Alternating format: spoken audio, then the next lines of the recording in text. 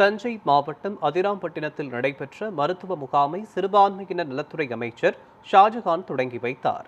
பின்னர் பேசிய அவர், இந்திய முஸ்லிம் லீக் சார்பில் போட்டியிட்டு வெற்றி பெற்று முதலமைச்சர் விஜய் தலைமையில் முதன்முறையாக அமைச்சர் பொறுப்பை பெற்றுள்ளதாக தெரிவித்தார்.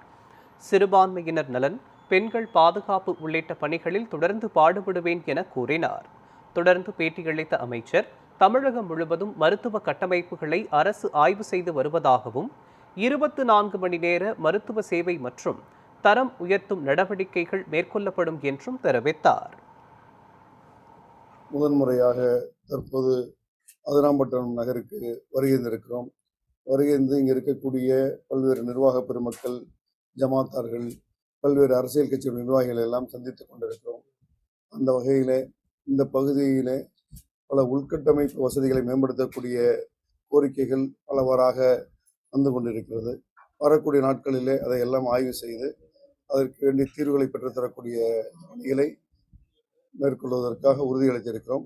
புதிதாக பொறுப்பேற்றிருக்கக்கூடிய மாண்புமிகு தமிழ்நாடு முதலமைச்சர் ஜோசப் விஜய் அவர்களுடைய ஆட்சியிலே அனைத்து துறை சார்ந்த அமைச்சர்களும் அதிகாரிகளும் தற்போது தொடர்ச்சியாக ஆய்வுக் கூட்டங்களை நடத்தி வந்து கொண்டிருக்கிறார்கள். ஒவ்வொரு துறையிலும் அந்த பகுதிக்கு ஆற்றிட வேண்டிய பணிகள் என்ன, மேம்படுத்தப்பட வேண்டிய பணிகள் என்ன என்பதெல்லாம் குறித்து ஆய்வுகள் நடைபெற்று வருகிறது. அந்த வகையில் பல்வேறு மருத்துவமனைகள் தரம் உயர்த்தப்பட வேண்டும். மருத்துவர்கள் 24 மணி நேரம் இருக்க வேண்டிய அவசியம் இருக்கிறது. மருத்துவ உபகரணங்கள் தேவை என்று தொடர்ச்சியாக கோரிக்கைகள் வந்து கொண்டிருக்கிறது.